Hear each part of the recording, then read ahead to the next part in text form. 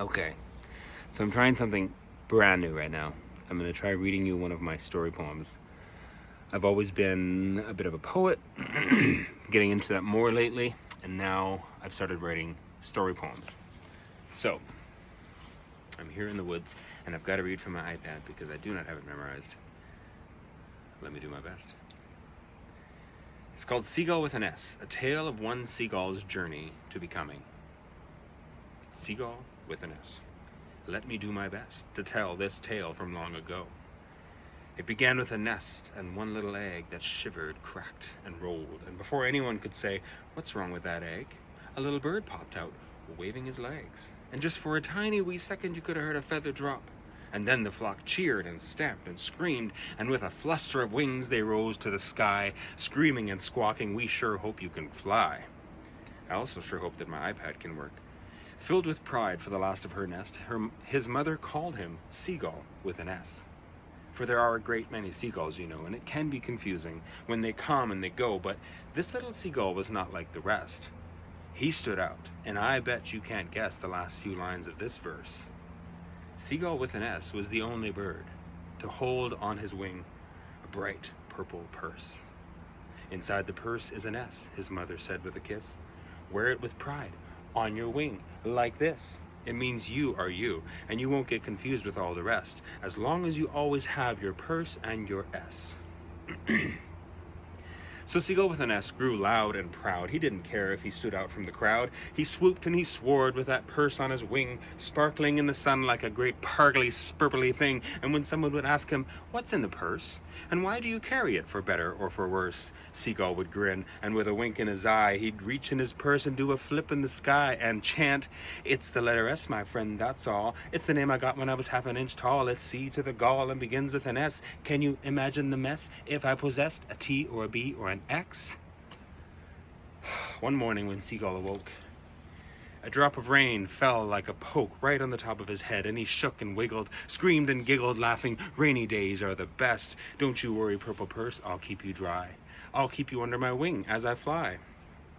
And then began the whooshing and wishing, the screaming and the swishing as Seagull's big family all began fishing. Seagull dove and dove, but came up with nothing. The fish were too fast, and he was huffing and puffing, when over his head he noticed a flicker, a gray flash and a twist, but Seagull was quicker. Someone had dropped a fish from above, and he flew away screaming, "Thanks for the lunch." "Hey, that's mine," Uncle Seagull cried. "That took me over an hour to find."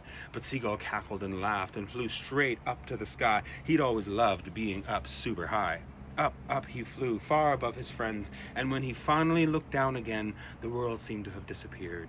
It was so quiet and still up here. The wind whirled around him, ruffling his feathers, smelling a bit of stormy weather. Seagull knew it was time to go back down.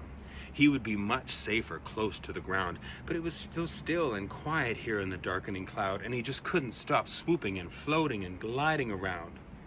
Suddenly, thunder boomed and cracked. A zap, zap of lightning zipped and snapped. Seagull screamed and dove down, but it was too late. The angry black cloud now blocked his way, and then Seagull noticed another scary thing. No matter how much he beat his wings, he couldn't fly any higher. The air was too thin.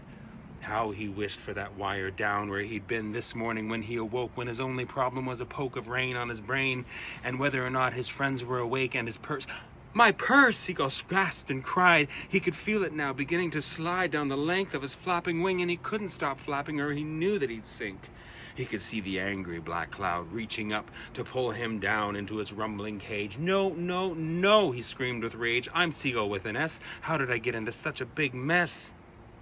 And just as Seagull thought he was about to die, a big gust of wind brushed roughly by, making him turn and twist, and with a slow, soft hiss, the bright purple purse slid from his wing and fell to the earth, dropping silently down, down, down, the storm swallowing up its last purple spark. Seagull watched as his purse fell into the dark. "No!" Seagull wailed. "My S, my purse, my bright purple purse. Of all the bad things to happen, this is the worst." And for a while he just flopped and wailed and screamed. He squawked and he cursed because it seemed life would not work without his purple purse. He noticed the storm was growing quieter. Without the weight of his purse, he was going higher. Up, up he rose, higher and higher still, and far above the storm he found a rocky sill where he landed and crouched deep under a ledge, and there, protected and warm, buried his head under the wing that once carried his bright purple purse. Even though Seagull was safe, in his heart he was hurt. He cried and he cried without making a peep, until at last he fell fast asleep. A warm little sunbeam tickled his nose, and slowly Seagull awoke, and just out of habit, before remembering his hurt, he looked down at his wing for his bright purple purse. Seagull gasped in surprise. He couldn't believe what he saw. His sleek little feathers were now dark and long, and his wings had grown too so black they were almost blue. And when he stretched them out, the very tips were almost lost from view, and as he turned them this way and that in the bright morning sun, Seagull realized change had come. His claws that he thought had been so sharp and clean were now 10 times the size and a bright yellow-green, and his long, slim beak that he carried with pride was now much longer and bigger and wide. "What happened to me?" Seagull asked with wonder. "I used to be so small down under the thunder. But I dropped the S, and now I guess I'm not the same. I think, just maybe, I might have changed. What I used to be was good for back then. But it's no good now. I can't go back there again. And with no purse on my wing and no handy S, my name must be Eagle, I guess. Just Eagle. Yes, that's it. It's got a good ring, even if it doesn't come with a purse for my wing. And it seems strange and I feel a bit weird, but this is more like home up here where I'm near the clear blue sky where I belong. This is where I will scream my song, and maybe the wind will sing along." So Eagle jumped from the ledge and spread out his wings. He'd never floated on such powerful things, and from these crazy new heights, with these brand new eyes, he could see the world like he'd only ever fantasized.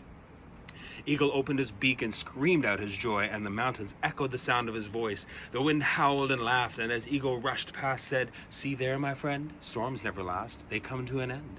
And together they sang a brand new song, just making it up as they went along. "We're Eagle and the wind, and together we fly. Yesterday has been, it's time gone by, and it won't rewind, and we don't mind." And the song went on because I don't have my guitar, and maybe I'll one day actually play the real song because it's longer than that. Getting back to the poem. One day, when Eagle was alone in the sky, he just happened to turn down his eye, and there, way down there on a small silver wing, just a tiny little thing above the seaside firs, he thought he caught a glimpse, a sparkle, of a bright purple purse. Eagle smiled and sighed and took a deep breath. He would never forget about his purse or his S, but now they belonged to someone else. Someone else with a journey up through the clouds, someone destined to change their tiny part of the world. And now, boys and girls, we turn the page and say goodnight. Sweet dreams of the day when you take your flight. Thanks for listening and watching, if you made it this far.